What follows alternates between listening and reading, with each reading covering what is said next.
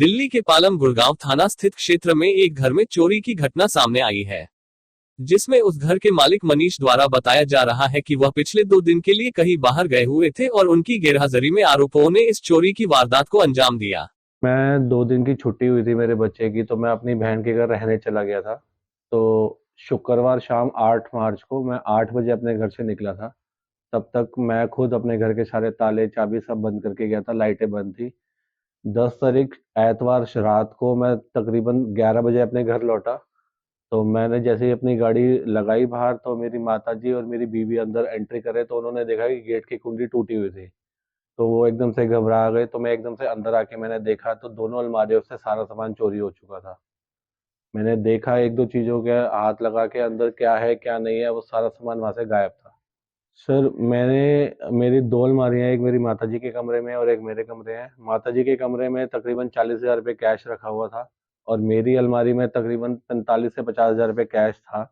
उसके अलावा कुछ ज्वेलरी थी, मेरे कुछ कड़े थे सोने के, मेरी और मेरी बीवी के, चेन थी, इयररिंग थे और जो हम डेली यूज़ में पहनते हैं, कभी हम कहीं जाते हैं तो वो पहन के जाते हैं, वो सब हमने घर में रखा हुआ था।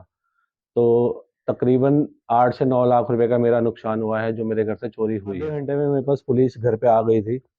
12:15 बजे के आसपास पुलिस मेरे घर पे आ गई थी। उन्होंने रात को थोड़ी तहकीकात करी अच्छे से। उन्होंने कहा फिर फिंगरप्रिंट वाली टीम कल सुबह आएगी। तो अगले दिन दोपहर को फिंगरप्रिंट की टीम आई। उन्होंने पूरा तहकीकात करा, अंदर से सारे फिंगरप्रिंट के निशान लिए। उन्होंने कहा कि हम 2 दिन में अपनी रिपोर्ट सबमिट कर देंगे। पुलिस वालों ने डॉग स्क्वाड भी भेजा था हमारे घर पे। डॉग का भी जो प्रोसेस था उन्होंने पूरा किया है।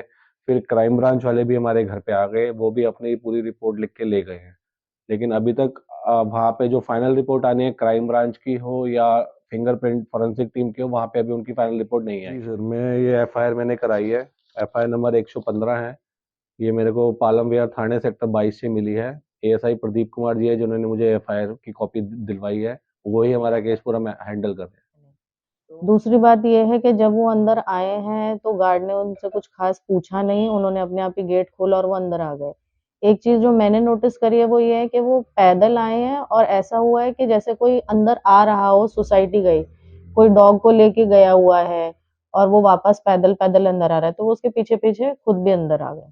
दूसरे दिन क्या हुआ है कि एक बंदा हमने देखा जो कि हमें लग रहा था उसने सूट बूट पहना हुआ है, जैसे ऑफिस से कोई आ रहा होगा रात को 12-1 बजे, तो उसके पीछे पीछे तीनों जने आ गए। बट वो आगे आके कहाँ गए वो नहीं समझ में आ रहा, क्योंकि वो वही इस वजह से सस्पिशियस लग रहा है क्योंकि हमें ये नहीं समझ में आ रहा कि वो अंदर आए लेकिन फिर कहाँ गए।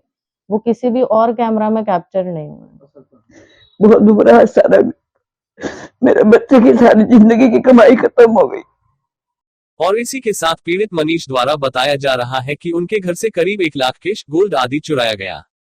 इस घटना के तुरंत बाद ही पीड़ित ने इसकी सूचना पुलिस में की और एफआईआर कराई। बहरहाल पुलिस इस चोरी की घटना के मामले में जुटी हुई है। ताजा तरीन खबरों को जानने के लिए अभी टाइप करें दिव्य दिल्ली न्यूज। नीचे दिए गए सब्सक्राइब बटन को दबाएं और नोटिफिकेशन के लिए दिए गए बेल आइकन को क्लिक करें। हमारे वीडियोस को लाइक, शेयर और कमेंट करना ना भूलें।